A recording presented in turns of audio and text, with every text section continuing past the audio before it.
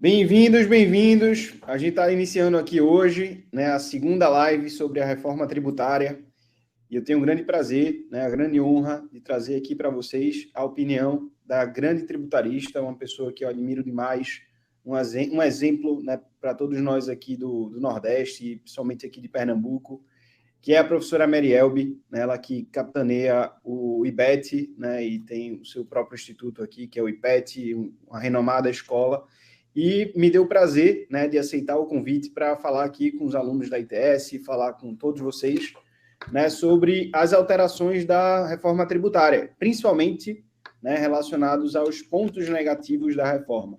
Então, Merielbe, queria te agradecer, né, em nome da nossa escola, novamente. Queria dizer que é uma honra para mim sempre conversar contigo, né, e ouvir tua opinião. E eu queria que você começasse falando um pouco, né, sobre as tuas primeiras percepções, né, sobre a reforma, o que é que nos espera aí. Obrigado. Ai, obrigada, Lucas. É um prazer estar aqui com você. Bom dia a todos e todas, né? E a primeira coisa que eu quero dizer é que está havendo muito engano, muito equívoco na leitura. E muita ignorância no sentido de não se saber o que é que foi aprovado realmente. Tanto por falta de transparência no próprio texto, que o texto tem várias redações confusas, como também estão sendo mal interpretadas várias normas que estão lá, que para mim são claras, mas para outras pessoas não. Eu acho que não está havendo um aprofundamento necessário. A votação na Câmara, eu posso crer que a maioria dos deputados que votaram não sabiam do que estavam votando, mas, primeiramente, eu digo, eu sou a favor da reforma tributária, sim, uma reforma tributária que simplifique, que seja transparente, que realmente readequa a tributação sobre o consumo e que possa trazer arrecadação, mas sem pesar ainda mais no bolso do consumidor, que afinal é quem vai pagar a conta.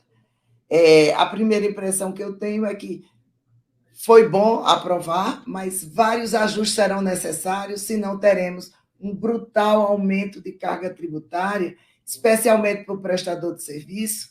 Mas eu quero esclarecer também que indústria e comércio irão sofrer com esse texto que está aí. Então, o Senado precisa fazer ajustes e modificações, senão daqui a 5 ou 6 anos ou 8 anos teremos grandes problemas. E aí eu digo, como advogada seria até bom, mas como brasileira, como cidadã, como estudiosa, isso me preocupa profundamente de que esteja mudando totalmente o sistema tributário e o que esteja sendo colocado no lugar não tenha sido estudado. E aí, Lucas, só para concluir aqui esse primeiro raciocínio, as pessoas dizem, ora, isso é discurso de quem é contra, porque há 30 anos se debate. Há 30 anos se debate essa reforma tributária. Mas o texto só foi conhecido minutos antes da aprovação. Uma semana antes, ou seja, 8 dias antes, teve um primeiro texto preliminar e que foi alterado para chegar no momento da tributação. É impossível se falar em reforma tributária com o texto aprovado de última hora. Com certeza, a maioria dos parlamentares não sabia que estava aprovando e embarcaram no discurso: é bom para o Brasil, vai atrair investimentos e vai gerar emprego. Não existe nem nada comprovado que isso vai acontecer.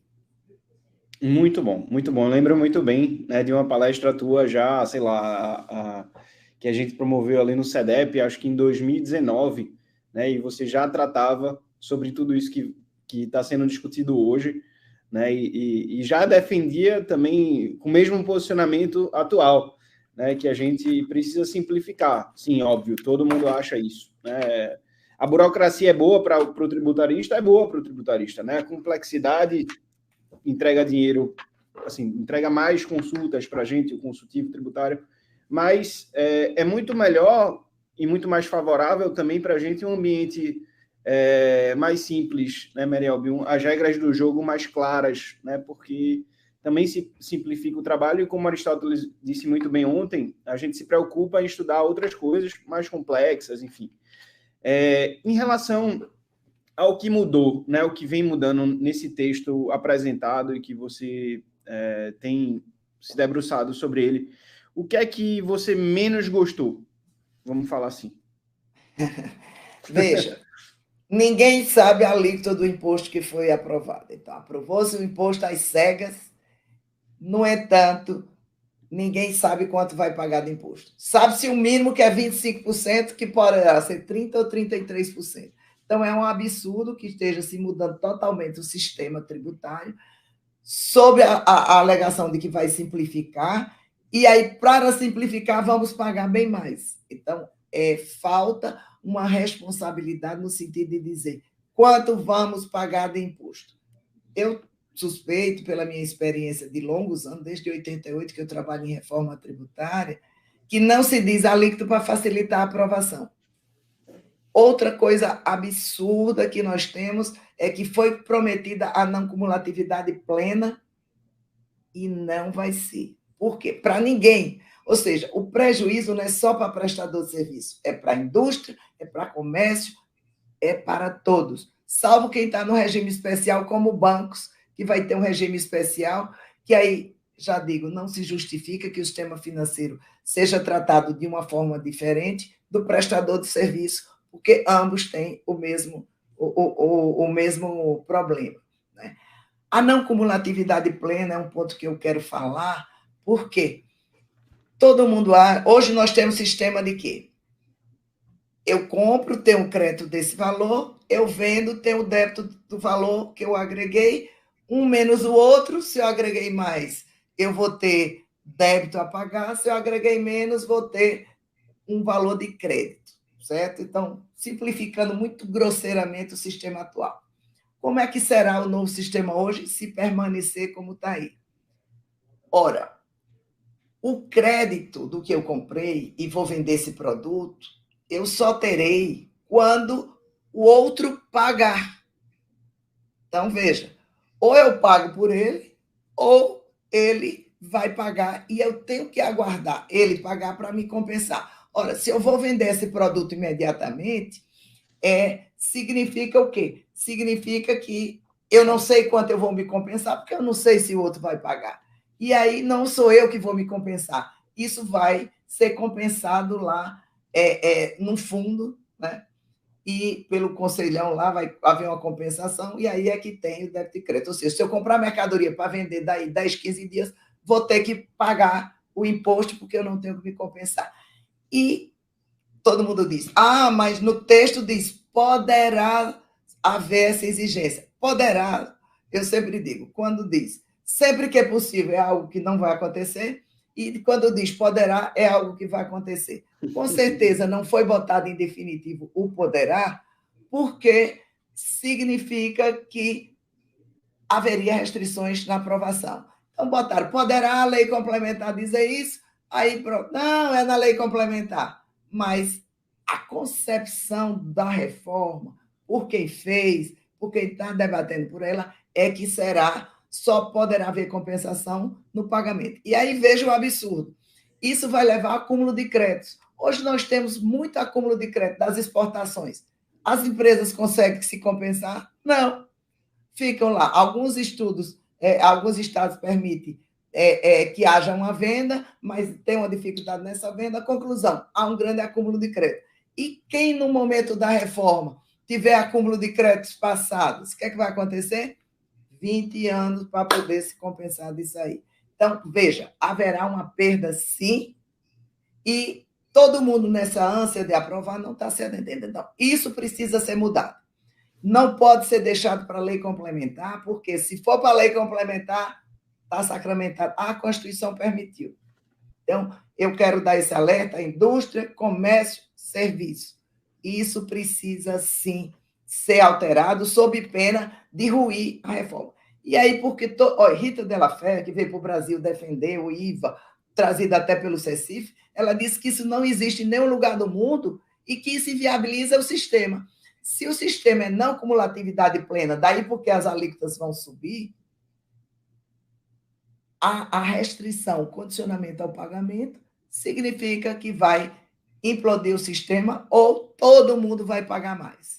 Uma coisa interessante é a questão do mais pobre. devolução de créditos para o mais pobre, pois ele não vai sentir o peso. Quem vai sentir o peso? A classe média. E tem mais. Quem é pobre no Brasil? Nós temos uma massa de pobreza. Todo mundo vai ter a devolução desse imposto? Como?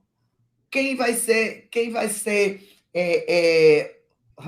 doutora Marcela Berg aqui dando comentários, tem que ser colocado muito na mesa. Pois é, mas está passando assim despercebido, exatamente porque nessa ânsia de aprovar as pessoas não estão se detendo nos detalhes.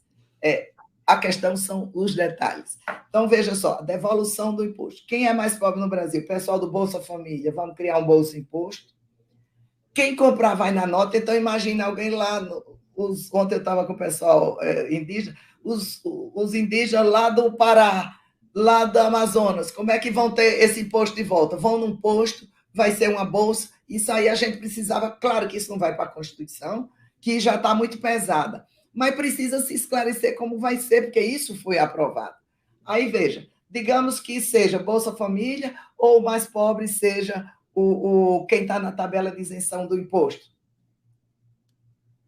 Na tabela do imposto, R$ 1.900, ou seja, grande massa não vai ter de volta o imposto. E essa grande massa vai pagar. O peso do comércio e o peso da indústria que aumentou. Perfeito. E não é só o prestador de serviço. Já eu volto a falar do prestador de serviço. Mas essa devolução precisa ser esclarecida antes que isso passe no Senado. Estamos colocando bastante fé no Senado, exatamente na confiança de que ele agora, conhecendo um texto, ele tem o bom senso de fazer as alterações adequadas. E aí, Lucas, simplificação. Estão sendo alterados mais de 150 dispositivos constitucionais. Esses dispositivos constitucionais vão levar a questionamento, embora até eu acho que no final o Supremo vai ser a favor disso tudo, porque o Supremo, pela linha de direcionamento que tem tomado, ele tem sido decidido sempre a favor das causas governamentais, inconstitucionais ou não. Tá? Até porque essa medida, ele disse tudo como constitucional. Essa medida, ela altera o Pacto Federativo a partir do momento que tira a competência de legislar, de gerir, de arrecadar, fiscalizar e bota tudo dentro do Conselhão. Isso aí é péssimo para os estados e municípios que foram assim, se iludiram com a nuvem de fumaça e acharam, porque estava ganhando um quarto imposto, por exemplo, como o governador de São Paulo, estaria outro. Porque eu quero esclarecer logo. Temos 5 tributos que serão substituídos por 4. Tá? Não é só o IVA dual. Então, veja só. Teremos 5 impostos. IPI, PIS, COFINS, ICMS e ISS sendo substituto por o IVA dual. Legal. O IVA dual significa o quê? A CBS federal, que já tinha previsão lá atrás de ser 12%, hoje ninguém sabe quanto vai ser, e o imposto subnacional, juntando o ICMS e ISS dos municípios. Ótimo, seriam 2, então, né? Mas já tem a previsão do imposto seletivo que vai ser da União. 3. Tem a previsão de que os estados vão poder... É tão incrível o texto que eu vou até fazer questão de ler, porque só esse texto vai dar causas tributárias, atenção, advogados, causas tributárias, artigo 20. Os estados e municípios poderão instituir uma contribuição sobre produtos primários e semi-elaborados. O que é primário e semi-elaborado? Produzidos, respectivo, para investimento em obras de infraestrutura, habitação e substituição à contribuição. Muito bem. O que é produto primário? Eu tenho causa de que se arroz com casca é primário, é insumo, se arroz sem casca é outra coisa, então vamos ter aí uma grande... Não acabou o IPI de classificação, acabou o IPI de classificação, mas temos aqui várias coisas. E tem outra coisa também, conceito de serviço. O que é conceito de serviço? Vai para a lei complementar. Então, vocês, advogados, colegas, terão muito trabalho pela frente. Como cidadã, eu acho isso um absurdo. Como estudiosa, como formadora de opinião, eu acho que tinha que ser clara, transparente essa reforma tributária. Perfeito, Marielme. Sempre parece que falta algo, né, na área tributária. Né? Se tivesse já a lei complementar, já tudo exposto, né, bonitinho, todos os conceitos claros, talvez fosse muito mais fácil o debate, muito mais simples, né? E realmente a gente visse alguma luz no fim do túnel, né? O que parece é um mero aumento da carga, né? Com essa pecha aí da simplificação, né? E aí, quando o pessoal soube que a gente ia fazer a live, um monte de gente começou a me mandar, né? Um monte de pergunta aqui. Poxa, eu quero perguntar para a professora Mariel, enfim. E aí eu anotei algumas aqui. Mas, Né, Lucas, deixa eu dizer, antes da gente entrar nas perguntas, eu quero dizer o seguinte, tem aspectos positivos, peraí. Boa. Tem alguns aspectos positivos. Lucas. Pode falar, professor. Está ouvindo? Oi, voltamos. Voltamos. Veja, boa. A unificação da legislação do ICMS e do PIS/COFINS e do ISS é ótimo. Só que para unir legislação de PIS e COFINS eu não precisava de uma emenda constitucional, bastava uma lei ordinária. A legislação do ICMS eu não precisava de reforma constitucional, bastava uma lei complementar. E a do ISS também, ou seja, unificar para todos os estados. Mas vamos lá, vão unificar a legislação? Vão. Então, isso é ótimo, porque acabam 5.600 legislações. Entretanto, estados e municípios vão poder ter alíquotas diferentes. Então, você poderá ter 5.600 municípios com alíquotas diferentes. Por conta de quê? Por conta de necessidades de fazer guerra fiscal. Né? Só que, se ele baixar para um setor, baixa para todos. Então, é com base nisso aí que se pensa que ninguém vai alterar, vai ficar todo mundo na alíquota máxima de referência do Senado. Então, isso é interessante. Outro ponto muito bom, que não tinha na primeira versão e aprovou-se no final, é que cria a cesta básica nacional. Veja, ia ter um brutal aumento de carga tributária e os mais pobres, que ninguém sabe como vão ser caracterizados, teriam a devolução do imposto. Mas isso era um absurdo, porque a cesta básica precisa sim ser desonerada. Ela não pode sofrer esse aumento de carga tributária. E aí eu digo, o arroz, feijão, pão, essas coisas assim essenciais. Mas foi interessante criar essa cesta básica, e aí temos que ter o cuidado na lei complementar de exatamente ver o produto, que a gente tinha estado, que tinha lagosta como cesta básica, e aí você veja a distorção. Então, isso precisa ser realmente visto como um aspecto muito interessante. Outra coisa interessante é a repartição da receita ser no destino, porque hoje, como ela é toda na origem, os estados produtores eles ficavam com a receita maior do que os outros. Em compensação, o Conselho Federativo ele vai ter um poder enorme, e como ele está composto e mudou essa composição de última hora exatamente para atender os estados do Sul e Sudeste, nada contra, eles são produtores, são eles que enriquecem o Brasil, mas eu penso nos estados, se o Brasil é diferente, tem várias regiões, várias desigualdades, é porque é um país muito grande. Eu acredito que não temos nenhuma outra federação que aplicou o IVA nos moldes do Brasil.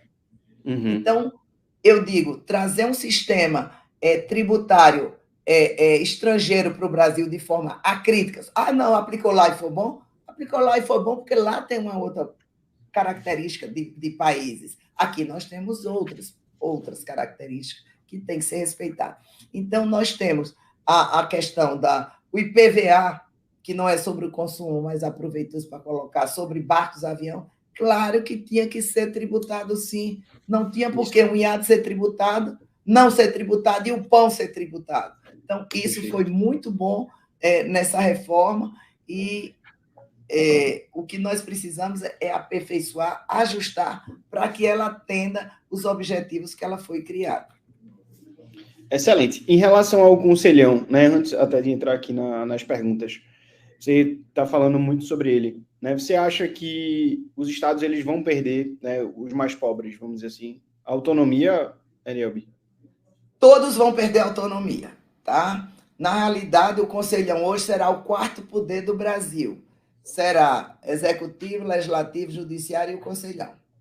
Aí diz, mas nós temos componentes de todos os estados e de 27 municípios. Veja, de 5.681 teremos apenas municípios, teremos apenas 27 representantes, e aí tem uma forma complexa, vai ter eleição, vai ter isso, aquilo, outro. Conclusão, ele é quem vai mandar em tudo. Então, todos vão perder a competência do Estado e alguns cederam para aprovar a reforma tributária, achando que, como iam ter mais peso no voto, eles estariam ganhando. E aí eu adoro o seguinte: daqui a 8 anos, Lucas, vamos fazer novamente aqui uma live para a gente ver o que é que está acontecendo. Eu, como já passei por várias experiências de reformas, alterações, quem lembra do PIS/COFINS lá em 2003? Ah, não, cumulatividade plena, é bom para o Brasil, vai ser bom para o produto. O que é que terminou? Hoje temos milhões de processos só discutindo a não cumulatividade. Não temos nem 200 processos discutindo a cumulatividade. Veja, qual é o sistema mais simples? Cumulativo ou não cumulativo? Ah, não, mas cumulatividade plena é necessária. Ora, cumulatividade com alíquota mais baixa, ela é também boa, porque ela é muito simples. Pegou receita, aplicou aquilo lá. Mas vamos ter uma situação que eu, quando era pequena, ouvi essa história, eu não conseguia entender lá que era muito pequena, mas os governadores do estado viviam com o pires na mão em Brasília para o governo federal, até que veio a Constituição, mudou tudo, e aí cada um passou a ter sua autonomia. O que é que nós vamos ter de volta? Governador e prefeito com pires na mão, não mais para o executivo, mas para o conselhão. E estados do Norte e Nordeste, e aí como Pernambuco, que antes tinham o poder de dar incentivo fiscal para atrair indústria, como a fábrica da Fiat e tantas outras que foram para aí. Sim, por incentivo, senão ela não ia para aí. Ela ficava lá em Minas Gerais, onde já tinha toda a estrutura e várias outras indústrias. Lá no Amazonas, quem vai abrir indústria no Amazonas que tem muito longe, questão de distribuição, questão de logística, vai por conta do incentivo fiscal. Isso vai acabar.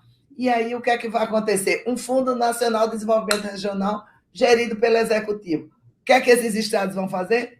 Ficar de pires na mão para esses fundos, para conseguir a liberação. Como é que os fundos vão funcionar? Você tem que ter um projeto, como é que vai ser isso? E sempre que eu tenho regras muito subjetivas, você tende a ter resultados desiguais e muitas vezes não tão imparciais. Então, imagine, o presidente é de um partido, o governador é de outro, como é que vai ficar isso? Quem conhece o Brasil sabe como é que vai ficar. Então, isso aí também precisa ser observado. Esse conselhão, por mais que tenha representantes, eu entendo que vai haver muita questão partidária. Veja, a gente tem o exemplo do Confaz. Quanta discussão quando o Estado quer aprovar outra coisa, não tem que aprovar. Era por unanimidade, né? Que era coisa absurda, jamais aprovaria algo. Agora não é mais por unanimidade, mas quem conseguir fazer maioria vai sim ter preferência aí na hora de legislar. Verdade. Professora, pegando o seu gancho, já vou passar aqui a primeira pergunta para o Castilho, né, Tiago Castilho, que é um grande advogado também aqui de Pernambuco. Um abraço, Castilho, obrigado aí pela audiência. Ele perguntou, já pegando esse gancho, pode comentar a questão dos incentivos / transição? Veja, os incentivos na transição vão ser respeitados, claro que tem que ser respeitados, mas até 2033, quando vai acabar aí a questão a total implantação do sistema. Mas veja só a questão. Tem a transição. Nessa transição, que vai durar mais ou menos 8 anos, né, você vai ter os impostos, IPI, ICMS e o outro. Veja a complicação. E o IBS. Regras, sistemas, todos para serem adaptados. Quem tem incentivo fiscal com prazo certo, ou seja, a Zona Franca de Manaus era até 2078, era 72, por exemplo. Em 2033 vai acabar. Lucas, você não acha que qualquer estudante de direito não digo do primeiro ano, mas do 4º ano, não sabe que esse caso é absolutamente inconstitucional? Então, você vai ter uma norma inconstitucional com uma norma constitucional sendo inconstitucional e diante da outra, que era anterior, com prazo certo. E aí, como é que vai ficar? Ah, não, mas o CTN vai mudar porque vai ser uma lei complementar. Então, é preciso que quem tem incentivos fiscais, etc., entre na batalha para ver uma coisa: segurança jurídica. Quem tem qualquer incentivo com prazo certo, e esse prazo certo for acima do limite dos 2033, vai ter que brigar bastante para fazer valer, porque senão vai ser uma briga que vai ser levada para o judiciário. E aí vamos ver o seguinte: é uma reforma constitucional. Reforma constitucional não poderia, a rigor, alterar o Pacto Federativo, que é uma cláusula pétrea, e está alterando.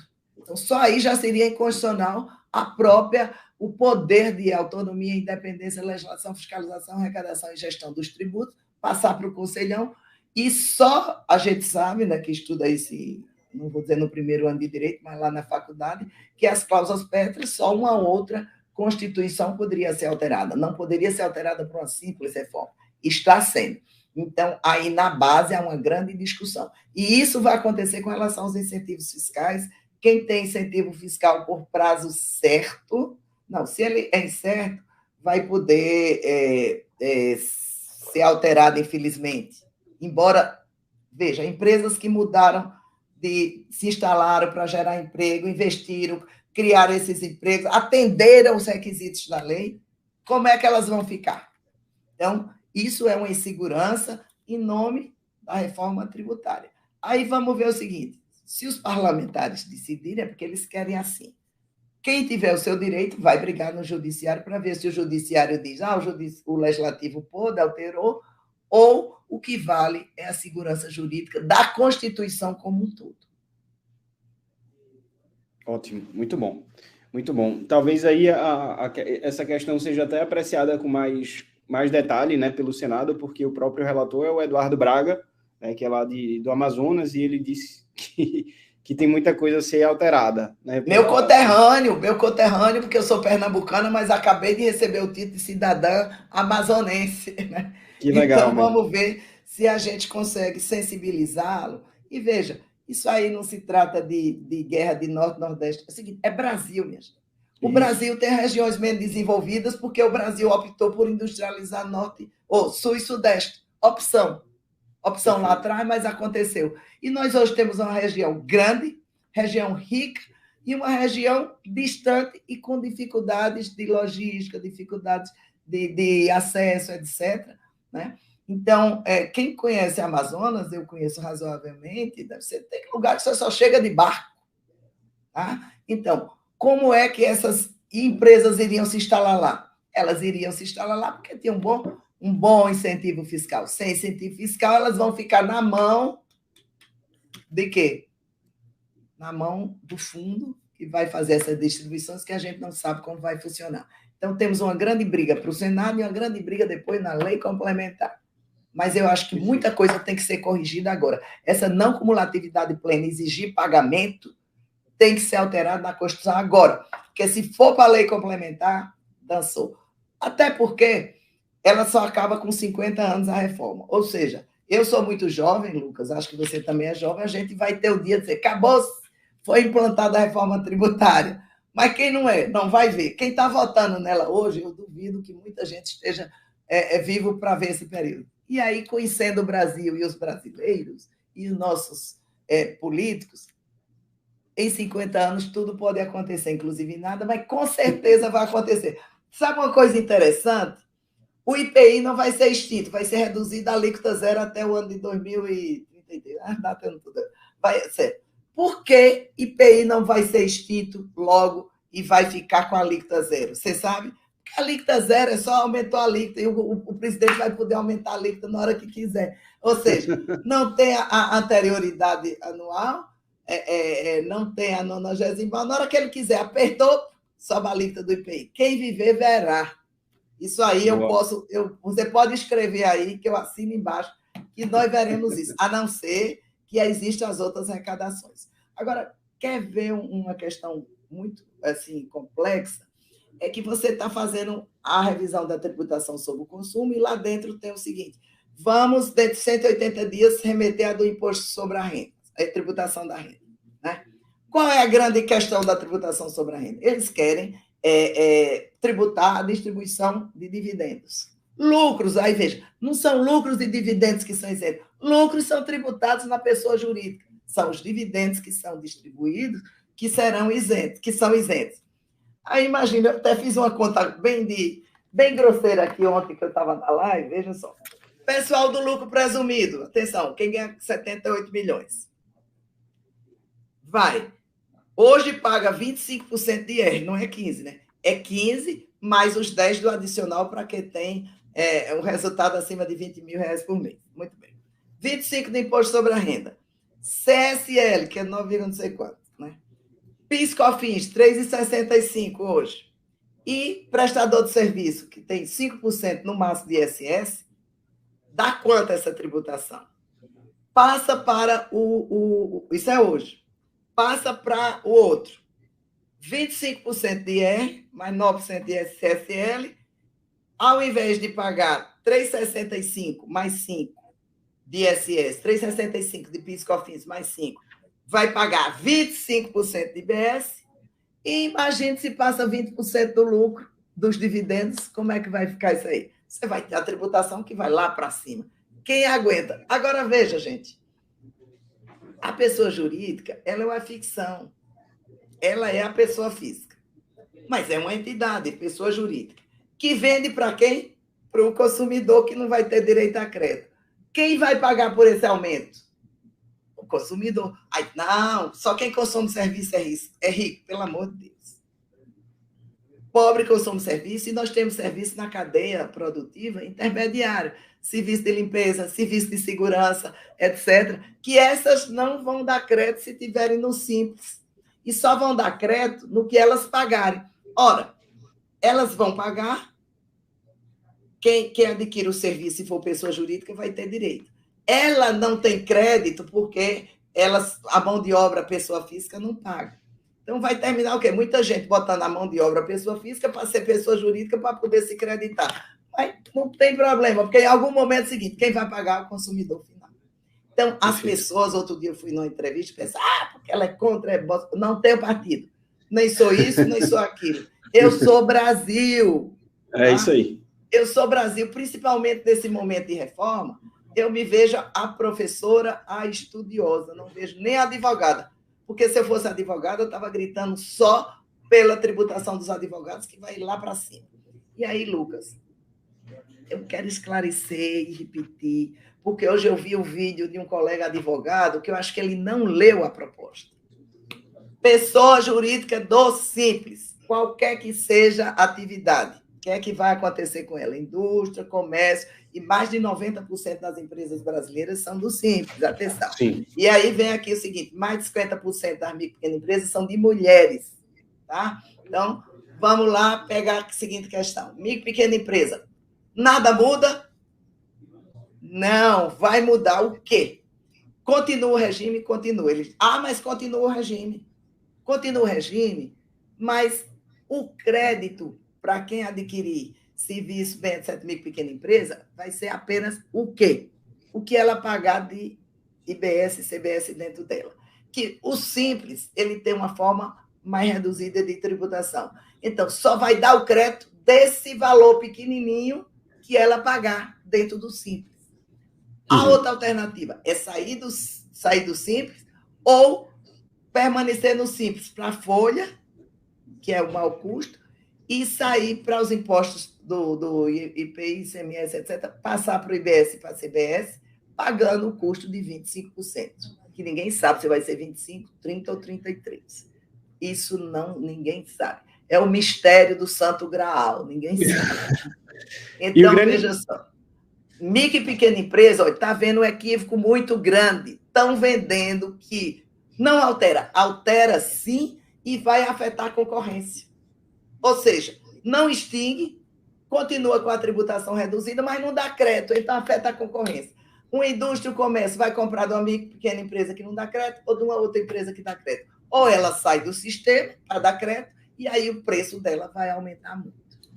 E aí tem um grande problema, Marielle, porque existe uma pesquisa que foi feita pelo Sebrae, né, que ficou muito claro através dessa pesquisa, né, que mais de 70% dos empresários que apuram pelo Simples, eles dizem que se não fosse assim, simplificado, né, se eles não tivessem no Simples, na verdade, eles não sobreviveriam, né, a empresa não sobreviveria. Então, a gente entra em outro cenário muito forte, que é, imagina a empresa precisar sair do Simples e quebrar, né, efetivamente, quão machucar isso, assim, vai simplificar o sistema, vai diminuir a carga, que não vai, mas vai diminuir a carga. Se a pessoa sair do Simples, isso é favorável ou não, né, para ela? Então, a gente entra em outro aspecto econômico da coisa.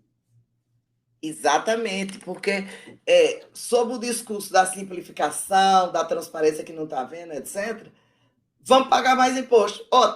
Mas o consumidor antes não sabia quanto pagava. Então, pronto, agora ele vai saber que vai pagar mais. Então, vai ser bom que vai ficar esclarecido. Você vai pagar mais. Então, eu acho que tem que se ter um maior aprofundamento, Lucas. A gente brinca assim, dá risada, mas é uma coisa muito séria. Está mudando totalmente o sistema. Se é para mudar o sistema, vamos ver todo o contexto. Tributação da renda, do patrimônio e tributação sobre o consumo, bens e serviços, exatamente para você ver o seguinte: o cobertor é um só com isso tudo. Não adianta puxar mais para cá, puxar mais para lá, porque descobre outro. Quem a gente quer descobrir? Uma grande pergunta que fica é o seguinte: sistema financeiro vai ter um tratamento específico. Qual tratamento? Ninguém sabe qual é a lei complementar, mas ele vai ter, já está previsto.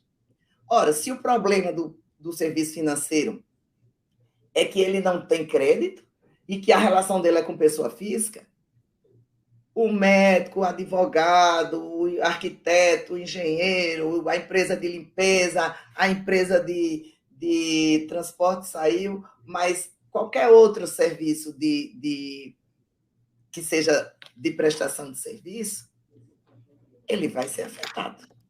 Então, é isso que precisa ver. Seguinte, e aí, se depois tiver mais a tributação do lucro de 20%, isso vai ser um caos.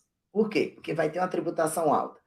Então, a gente precisa analisar realmente como é o sistema. Vamos fazer a reforma? Vamos pensar em tudo, deixar tudo claro, para que aí sim os parlamentares votem no contexto, conhecendo esse contexto, e não depois aparecer como apareceu no último segundo lá, ninguém sabe de onde, acho que todo mundo votou, esse artigo 20, que possibilita estados e municípios criarem uma nova contribuição. Fora a contribuição de iluminação pública que ele vai poder criar também, ou seja, a rigor volta para 5. Né? Eles vão poder criar essa contribuição, só Deus sabe como, né? E aí diz, não, aqui diz, os estados poderão. Você acha que daí a 6 que não vão, né? Não farão? Exatamente. Professora, eu vou te fazer uma pergunta agora do Ricardo Pedrosa. Tá? Ele falou muito acho que foi um ponto sensível ali da discussão da gente, do grupo, né, tratando sobre os serviços advocatícios, especificamente. Né? A gente já tratou sobre indústria, comércio e tudo mais. Você acha que o IBS ele vai afetar muito a tributação dos advogados? Totalmente. Se preparem para pagar mais, porque você acha que você vai conseguir repassar para o preço dos seus produtos para o seu cliente, pessoa física. Não, agora eu vou aumentar meu preço em 25%. Você acha que alguém vai suportar isso? Não. Quem vai suportar é você, advogado colega. Então, tem vídeo rodando aí, eu estou até para gravar um vídeo também, para dizer assim, minha gente, alerte. É porque eu não sou corporativista dizer advogado. A mesma coisa é para prestador de serviço, arquiteto, engenheiro, todo mundo. Mas advogado, especificamente, que seu grupo é composto por ele. Vai aumentar sim. Entenderam? Vou desenhar. Vai aumentar sim. Quem tiver no Simples, volta a dizer, o Simples não tem crédito. Por quê? Porque ou você vai ter o quê? De aluguel, se for prédio de pessoa jurídica, de sei lá de que mais que tem, porque a maioria do que é serviço intelectual. São pessoas. E aí, se você tem, por exemplo, sócio, acabou-se. Pessoa física. Veja, o sistema é o seguinte: se não há pagamento, não há crédito. Qualquer pagamento que você fizer, se a quem você pagou não recolhe IBS, você não tem direito a crédito. Então, pessoa do Simples, volta a dizer novamente para advogado. Pessoa do Simples, se permanecer no Simples, pode permanecer, o regime continua, mas continua da seguinte maneira: o crédito que você vai dar para quem adquire, por exemplo, você presta serviço para uma pessoa jurídica, que é a maioria dos advogados. essa pessoa jurídica só vai poder se creditar do valor pequenininho que você paga do IBS dentro do Simples. Tá? Então, você vai apurar seu IBS. Qual é o crédito que você tem? 0, porque você não faz muitos pagamentos de coisas, de bens e serviços que gerem esse crédito. Então, veja o seguinte, qual é a opção? Sair do sistema integralmente e ser do lucro presumido, e aí você vai ter esse aumento brutal aqui, de o que é hoje 8,65 nos prestadores de serviço, ou no advogado, que é 3,65, e o fixo para os advogados vai subir para 25%. Certo? Então, vamos lá. E você sai para fazer isso, aí sim você daria o crédito integral, mas você continua sem tomar crédito. Você vai pagar integralmente. Tá? Se você presta para a pessoa física, aí sem dó nem piedade. Você vai ter o aumento se sair do sistema, ou você permanece no sistema com aquele crédito mínimo. Mas como a pessoa física adquirente do serviço não quer crédito, né? Então, quem trabalha para a pessoa física vai ter o aumento todinho do tributo de 25%. E aí, nesse caso, se for do Simples, não. Se for do Simples, a gente ainda não sabe como é que vai ficar a alíquota do IBS dentro do Simples. Tá? Por quê? Porque o Simples, e aí eu falo com muita propriedade, fui eu que dei o nome, Lei Geral da Micro e Pequena Empresa, dando consultoria para o SEBRAE, na reforma tributária de 2003. O sistema Simples foi criado para formalizar empresas e é provado que milhares de empresas se formalizaram depois do Simples, exatamente na garantia de que seria um sistema em que pagaria menos, seria mais simples, e aí, com isso, seria bom formalizar. E aí, se formalizar, e agora vão ter essa questão. Se você trabalha para a pessoa física, aí, realmente, como ela não adquire, não vai querer crédito, você vai saber dentro do Simples com a alíquota do IBS, tá? Que a gente ainda não sabe quanto é que vai ser. Ou, se você presta serviço para a pessoa jurídica e quer dar crédito, senão a concorrência vai bater forte, você vai ter que pagar o IBS integral e ficar no Simples só folha, imposto sobre a renda, etc. Excelente. Outra pergunta que chegou aqui para a gente, Marielbe, foi o seguinte, na tua visão, o IBS ele poderá ensejar a incidência tributária sobre novas bases imponíveis, como, por exemplo, a locação de carros, a locação de imóveis, cessão de direito de imagem, que hoje eu atuei bastante para jogadores de futebol defendendo, né, a inexigibilidade da cobrança do ISS. Na tua visão, a partir de agora, né, com a implantação do IBS, essas bases, elas poderão ser oponíveis, assim, à tributação? Poderão não, vão.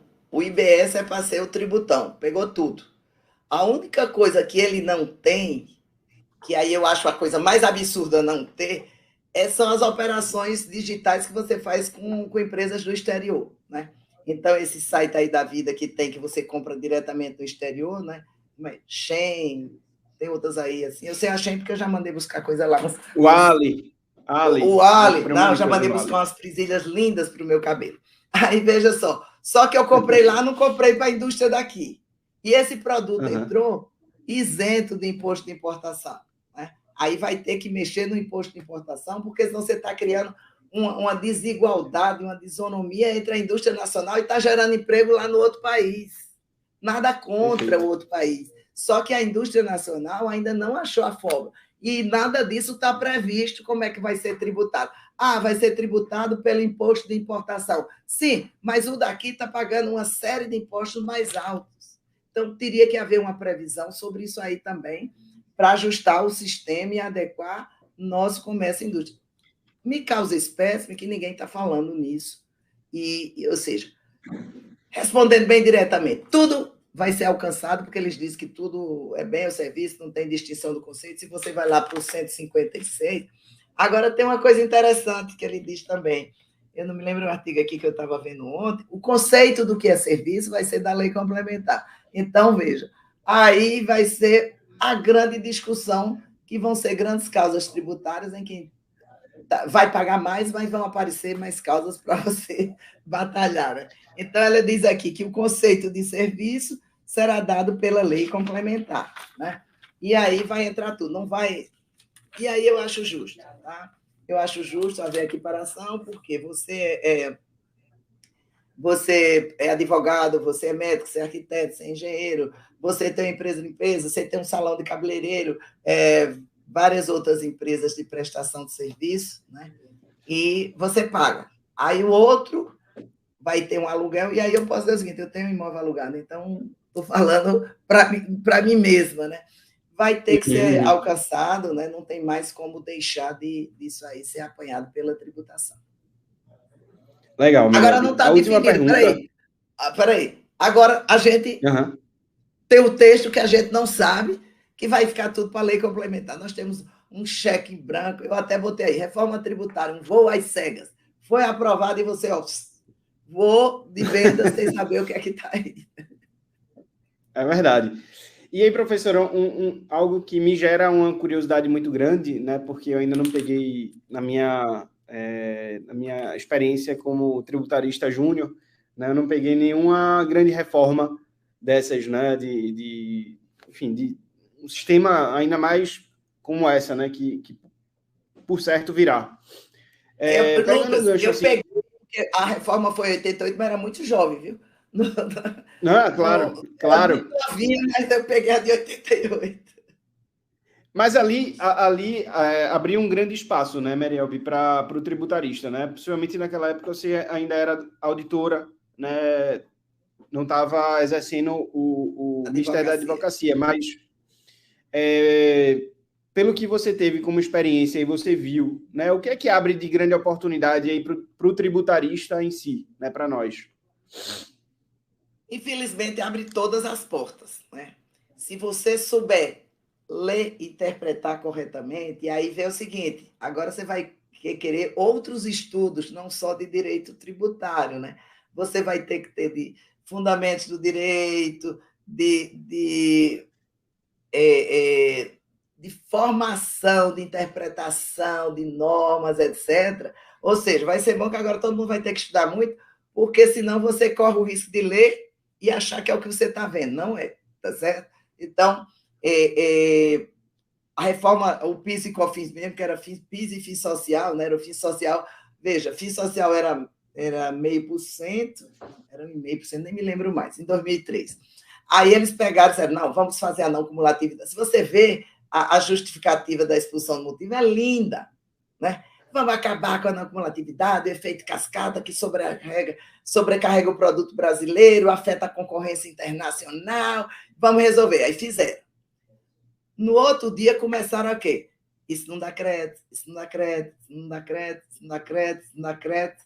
E aí eles agora disseram, não, acabou, porque agora o que pagou vai dar crédito.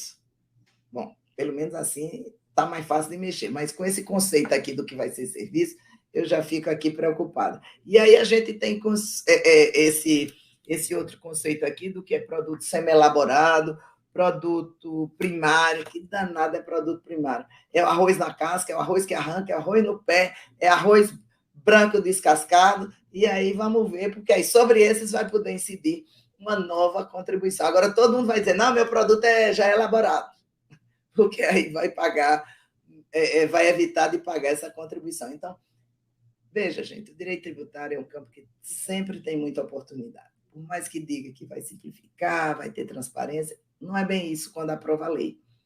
A primeira coisa que todo mundo vai ter que fazer, ler, minha gente. Quem já leu a justificativa de motivos? Ó, 152 páginas. Quem já leu o projeto aqui? 39 páginas. Lê cada vírgula, cada parágrafo, cada frase, porque é nela que tem a inteligência das questões que vão afetar a sua empresa, vão afetar seu trabalho e vão gerar causas, o que é lamentável.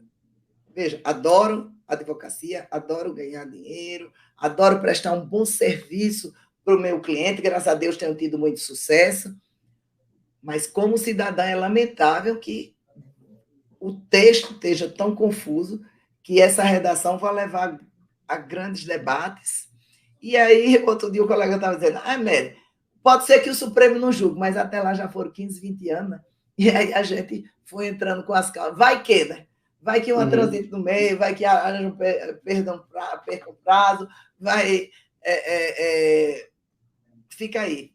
Então, eu aconselho sempre para meus alunos, meus mentorados, assim, estudar, estudar, estudar, estudar, estudar. Eu acordo 7 horas da manhã todo dia, estou estudando, estou lendo artigos, estou vendo novos livros, estou vendo novas coisas para aprender e prestar o melhor serviço. Estou agora até aproveitar fazer minha propaganda, ó, prática Eu ia perguntar, justamente onde é que eu compro. Pois é, vou lançar, ó, dia 21, aí em Recife, lá na livraria da Jaqueira, está todo mundo convidado. E aí eu fui estudar neurociência para ver, entender a cabeça das pessoas, como elas agem, porque agem assim. Isso me deu uma abertura enorme com meus clientes, com meus parceiros, com meus advogados. Então, tudo. Sair um pouco, às vezes, do direito é legal, porque ele lhe abre possibilidades. E é uma das características da pessoa feliz. Né? A pessoa feliz não tem problema, não tem objeto, tem desafios. Não é que não aconteça a diversidade, mas ela, ó, olha do outro jeito e vai em frente. Então, olha para a reforma tributária, como é que eu posso ajudar o meu cliente? Eu, no momento, é o seguinte, como eu posso ajudar o meu país, como eu posso ajudar as empresas, estudando a reforma. Depois de aprovada, aí vai ser advogado. Peraí, onde é que está o furo para a gente trabalhar? Agora, eu só estou olhando como eu posso ajudar, contribuir para aperfeiçoar esse projeto, para que ele seja um projeto que alcance o objetivo dele, que dê resultado para o Brasil e que realmente ele seja, que não impacte tanto o seu bolso consumidor. Porque, veja, a não cumulatividade tem crédito. Como é que funciona? Um se credita, o outro debita, se credita. Quem paga os 25 final? Consumidor final. Eu, você e todo mundo. E, no caso, rico é rico, mas nós da classe média, né? Não sei, Lucas aí, que é um grande empresário, vai da classe média mais alta, etc. Classe média baixa. Aí o que é que acontece? Quem é da classe média vai. Obrigada aí, estão chegando os elogios aí, obrigada, gente, pelo carinho. Vai pagar a conta. E aí eu fico naquele pessoal. Veja, no primeiro momento, plano de saúde seria atingido, hospitais, meu Deus do céu, como é que vão ficar essas pessoas para poder continuar com o plano de saúde? Graças a Deus apareceram algumas exceções, embora muito criticada, não tem que haver. Tem determinadas coisas. Olha, saúde, educação, transporte, segurança, tinha sim que ter tratamento diferente, gente. Porque é exatamente esse pessoal que não tem crédito para compensar com o imposto. Então, iria botar o imposto todo no preço ou entrar ser absorvido pelo negócio. E aí, não sei se, com tanto imposto, poderia a empresa continuar, o trabalho continuar, ou você ter que partir para fazer umas outras coisas. Então, no momento, eu só estou olhando isso. Aprovada a reforma, promulgada, aí é Merieba advogada que eu vou ver tudo que eu posso melhorar para os meus clientes e conseguir debater. Sinto muito que isso aconteça, porque é nosso país, a gente vive aqui, eu não tenho vontade de me mudar daqui e gostaria que realmente a gente tivesse uma economia pujante, que a gente ganhasse dinheiro como advogado, orientando, dando consultoria e não litigando. São milhões e milhões de processos discutindo o conceito de não cumulatividade. Né? Então, vai continuar. Então, gostaria de fazer outro tipo de trabalho interessante, um trabalho mais criativo, um trabalho mais que exigisse mais conhecimento, porém, a reforma não está dando muita promessa sobre isso aí, não. Perfeito. Mariel, acho que você esclareceu muitas dúvidas que eu tinha, né, e também do pessoal. Queria agradecer novamente a tua presença, né? Você, para mim, é uma grande referência na parte tributária e também como pessoa, né? Quando me perguntam o que eu acho sobre empoderamento feminino, eu sempre eu digo teu exemplo, né, que para mim você é sinônimo de girl power, né, de mulher forte, de que vai lá e faz acontecer. Então, não tenho saído muito, mas vou fazer questão de ir lá dia 21 e prestigiar, tá? E já está na agenda. Mas deixa eu só dizer a última coisa. Pernambuco, acorda. O Fundo Nacional de Desenvolvimento Regional, o FNDR, não vai substituir e vai botar Pernambuco no Pires na mão do FNDR, que vai ser financiado pela União. E aí, só uma dica. Ora, se a União já tem todo o dinheiro dela aplicado, de onde vai sair o dinheiro do Fundo Nacional de Desenvolvimento? Do aumento de qual tributo? Essa é a pergunta. Que vai aumentar outros tributos?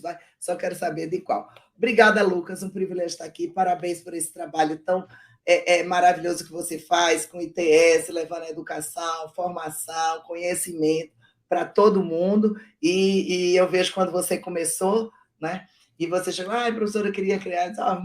Bora criar que tudo que for para aumentar o conhecimento é importante, é necessário. E você hoje já é um sucesso, né? Aí, não só em Pernambuco. Outro dia eu estava no outro estado, nem me lembro onde era, se era Manaus, se era Brasília, a pessoa disse, eu faço ITS. Eu digo, é meu amigo, eu adoro dizer, é meu amigo. Eu que ajudei ele a começar, pode dizer isso, viu? Não, eu digo, é meu amigo, eu adoro ter amigo famoso, amigo importante, né? Para dizer que eu estou super bem. Obrigada, parabéns, Lucas. Obrigada a todo mundo aí na hora do seu almoço. E espero que eu tenha conseguido esclarecer, senão me siga nas redes, né? Me siga nas redes. Sim, por favor. @Mary, MRY, LBE, tem LinkedIn, tem Facebook, tem tudo que tem direito aí. E depois eu quero o link dessa entrevista para que... maravilha! Eu quero o link dessa entrevista porque eu estou mandando para alguns parlamentares, algumas coisas assim, para esclarecer. Agora é a hora de esclarecer para que o Senado ajuste e tenhamos a reforma tributária que o Brasil precisa.